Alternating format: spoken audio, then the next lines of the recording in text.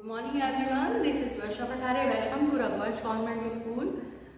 10th class में हम chapter था हिंदी में आपका सूखी डाली। लेखक थे आपके उपेंद्रनाथ अश्क।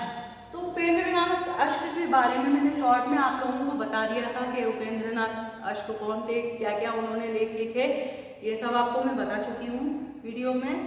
और इसके पात्र का भी परिचय बता दिया था मैंने। केंद्रीय भाव क्या है ये भी मैंने आपको बताया था। केंद्रीय भाव क्या था? केंद्रीय भाव ये था कि जिस प्रकार से बरगद का पेड़ होता है आपका, बरगद के पेड़ में बड़ी बड़ी जड़ें लटकती हैं जब वो बहुत बूढ़ा हो जाता है, और इतना घना होता है, इतना विशाल होता है बरगद का पेड़ कि उसके अंदर लाखों करोड़ों जीव जो होते हैं वो रहते हैं। अपन गिन नहीं सकते इतने जीवों को वो आश्रय देता है अपने अंदर।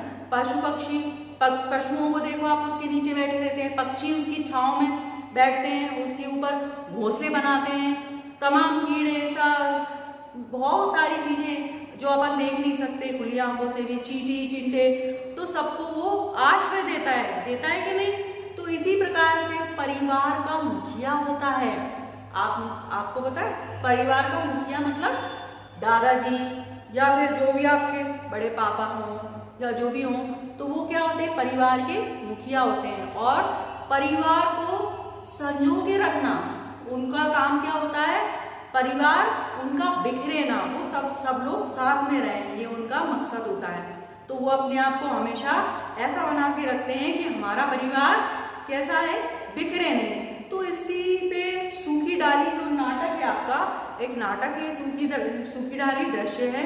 तो नाटक लिखा गया है, इसमें भी दृश्य बताए गए हैं, 3-4 दृश्य हैं इसके। आपका चैप्टर बहुत बड़ा है तो मैंने आपको थोड़ा सा बता दिया था, तो इसलिए आपको मैं क्या चाह रही हूँ कि इस चैप्टर को मैं चाहती हूँ कि शॉर्ट में आपको समझा दूँ। आप इसको शॉर्ट में समझ लें, और इसको पूरी रीडिंग करने को मैंने आपसे कहा था कि आप इसकी रीडिंग जरूर कर लेना। होमवर्क यही समझना कि आपको इस चैप्टर की रीडिंग करना है, इस चैप्टर को पढ़ना है। तो हो सकता है, उम्मीद है आप लोगों ने पढ़ा हो इस चैप्टर को। तो आज मैं क्या कर रही हूँ, इस चैप्टर को शॉर्ट में समझा रही हूँ आपको, ठीक है? देखिए शॉर्ट में, उपेंद्रनाथ अश्क लिखित एकांकी सूखी डाली एक पारिवारिक सामाजिक एकांकी है। पारिवारिक मतलब छोटा सा एक जो परिवार होता है उसके बारे में है ये। इसमें पारिवारिक जीवन में स्वाभाविक रूप से उभरते हुए द्वंद्वों का प्रभावशाली चित्रण किया है। द्वंद्व मतलब आपस में जो अपन सोच विचार करते हैं, सोचते हैं ना, द्वंद्व उठते हैं अपने अंदर भावनाओं के, या हर प्रकार की भावना के जो ज्वार उठते हैं, उमड़ते हैं, तो उसको बोलते हैं द्वंद्व। चित्रण किया है। इस एकांकी में वट वृक्ष चित्रण प्रतीकात्मक है, मतलब वट वृक्ष को एक प्रतीक रूप में माना गया है। जिस प्रकार से एक घर में मैंने बताया मुखिया होता है, तो वो वट वृक्ष को भी उसी प्रकार का मुखिया का रूप दिया गया है। उसे अभिभावक रूप में ही चित्रित किया गया है। इसके द्वारा एकांकीकार ने यह सिद्ध करने का प्रयास किया है कि संयुक्त परिवार में अभिभावक की भूमिका सुखद, आनंददायक और प्रगति विधायक एक ऐसे वट वृक्ष की तरह होती है जिसकी छाया स्थायी रूप से शीतल, शांतिमयी और मनमोहक होती है। तो मैंने आपको बताया जिस प्रकार से वट वृक्ष जो रहता है वो कैसा रहता है कि उसकी छाया में लाखों करोड़ों जीव जंतु सहारा लेते हैं, वो सबको सहारा देता है, छांव प्रदान करता है, ठंडक प्रदान करता है, शीतलता प्रदान करता है। तो उसी प्रकार से जो परिवार का मुखिया होता है क्या करता है? परिवार को सदैव आगे की ओर बढ़ाने की कोशिश करता है और सबके जो वो रहते हैं सपने या कोई भी कार्य रहते हैं उनको पूरा करने की हमेशा कोशिश करता रहता है। देखिए आगे, प्रस्तुत एकांकी में वट वृक्ष के समान परिवार की महिलाओं में नायब तहसीलदार बने परेश की सुशिक्षित पत्नी बेसा की चर्चा की गई है।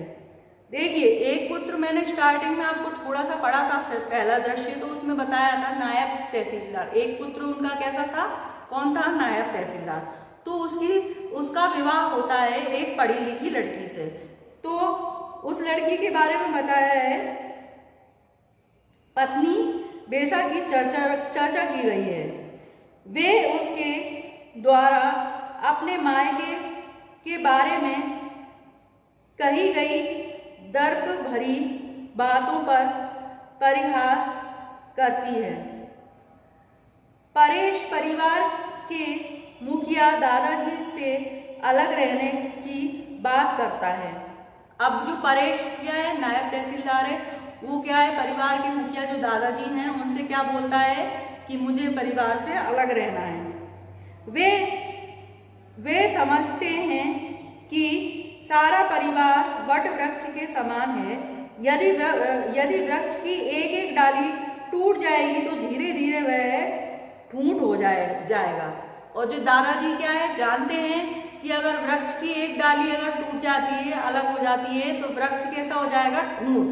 देखा है ठूंठ, जब पूरा वृक्ष कट जाता है तो उसका डंडा बीच का जो बड़ा सा वो रहता है वो बचता है, उसको अपन क्या बोलते हैं, ठूंठ। तो दादाजी भी यही सोचते हैं कि अगर धीरे धीरे परिवार के सारे सदस्य अलग होकर रहने लगेंगे, अलग अलग रहने लगेंगे, तो परिवार का अस्तित्व ही नहीं रहेगा, परिवार के सदस्य ही नहीं रहेंगे, अलग अलग हो जाएंगे, तो संयुक्त परिवार का कोई अस्तित्व ही नहीं रहेगा, सब अलग हो जाएंगे।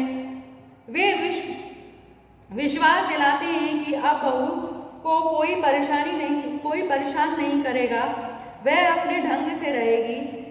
दादा से घर की बाकी महिलाओं को समझाते हैं, दादा जो रहते हैं बाकी महिलाओं को समझाते हैं कि सुशिक्षित बेला हमारे घर एक बड़े परिवार से बहू बनकर आई है, हम लोगों को उसका सम्मान करना चाहिए। दादाजी के समझाने पर परिवार के सभी सदस्य बेला का सम्मान करने लगते हैं।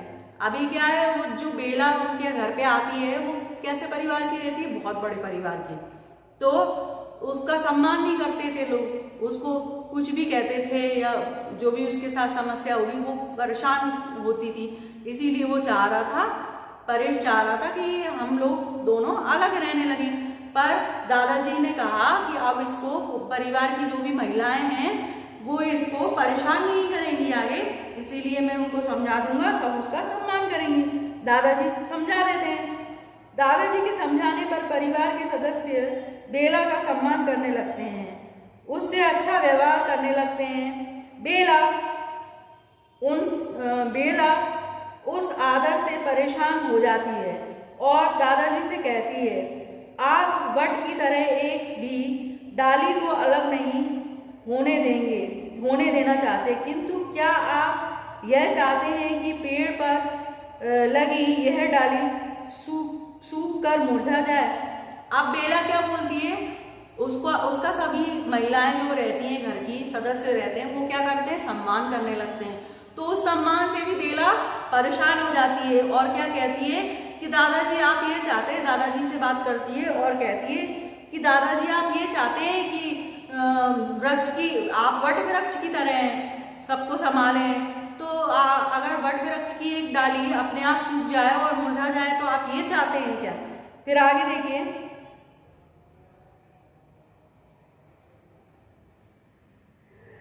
इस एकांकी में बड़े ही सुंदर ढंग से संयुक्त परिवार के मुखिया के संरक्षण का प्रभावशाली ढंग से प्रयुक्त किया गया है।